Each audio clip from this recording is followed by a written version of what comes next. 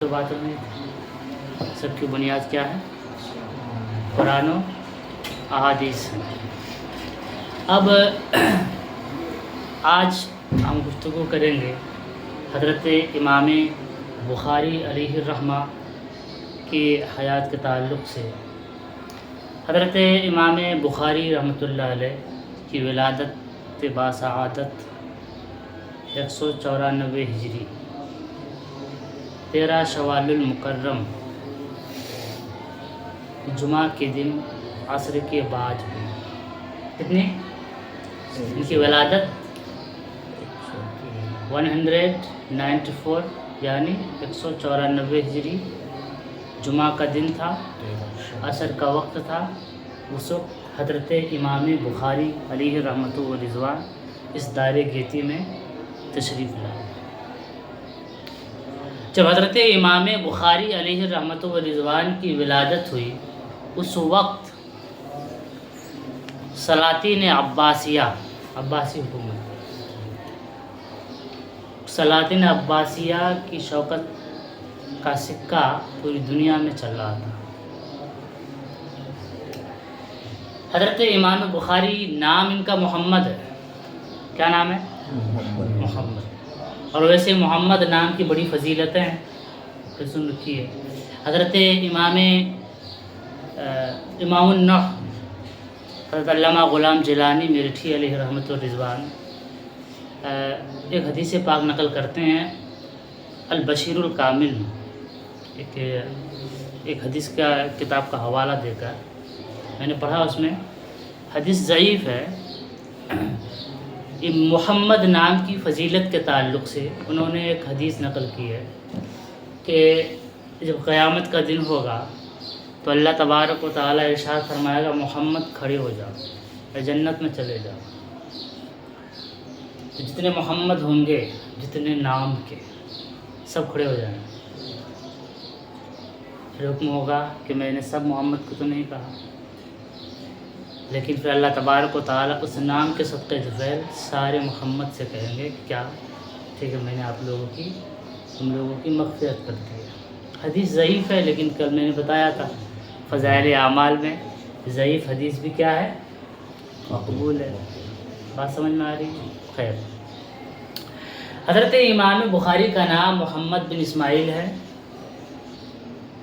ان کی کنیت ابو عبداللہ ہے۔ کیا ہے کنیت؟ ابو عبداللہ۔ ان کے القاب ناصر الاحادث النبویہ، القاب ناصر الاحادث النبویہ، ناصر الموارث المحمدیہ، یہ القاب۔ لیکن یہ جو بخاری ہے، بخاری یہ لقب ایسا غالب آیا تمام القاب پر کہ یہ سارے القاب پیچھے رہ گئے۔ اب بہت سارے لوگوں کو تو حضرت امام بخاری کا نام بھی پتہ نہیں ہوگا۔ امام بخاری اتنا معلوم ہے، جو درس بخاری نہیں پڑھتے یا پھر اتنا جانتے، فضیلت نہیں کرتے، یا مطالعے سے جن کو شغف نہیں ہے، وہ امام بخاری کا نام سے بہت ہی کم واقف ہو سکتے ہیں۔ سمجھے؟ جیسے حضرت امام اعظم ابو حنیفہ کو لے لیں، بہت سارے لوگ ان کا نام نہیں جانتے ہوں گے۔ خیر، یعنی لقب اتنا غالب آیا کہ تمام القاب کیا ہو گئے؟ پیچھے رہ گئے۔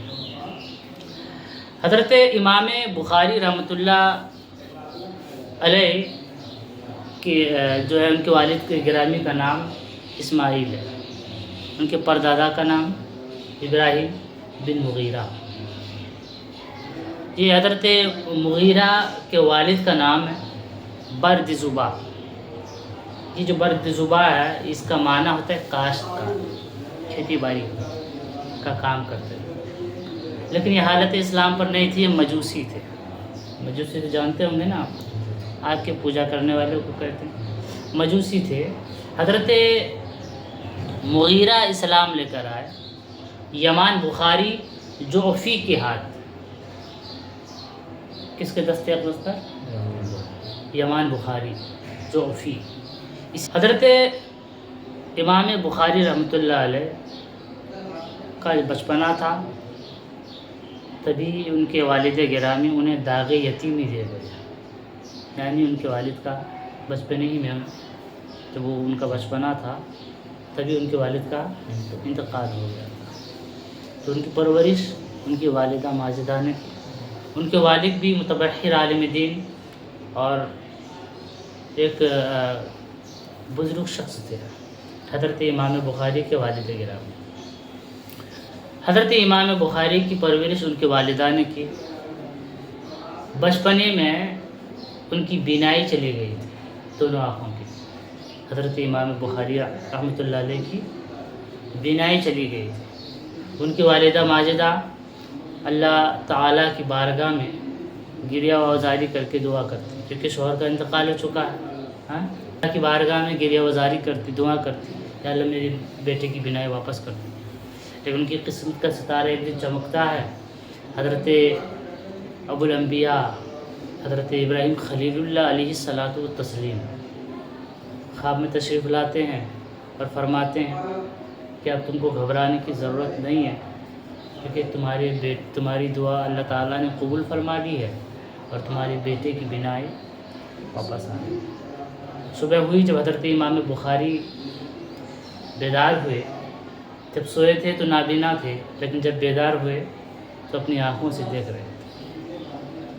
علماء بیان کرتے ہیں کہ حضرت امام بخاری کی روشنی ایسی لوٹی، پہلے دیکھتے ہی نہیں تھے، نابینا ہو گئے تھے، لیکن دعا قبول ہونے کے بعد حضرت ابراہیم کی بشارت کے بعد جب وہ دیکھنے لگے تو چاندنی رات میں بھی بیٹھ کر پڑھتے تھے۔ کیا؟ چاندنی رات میں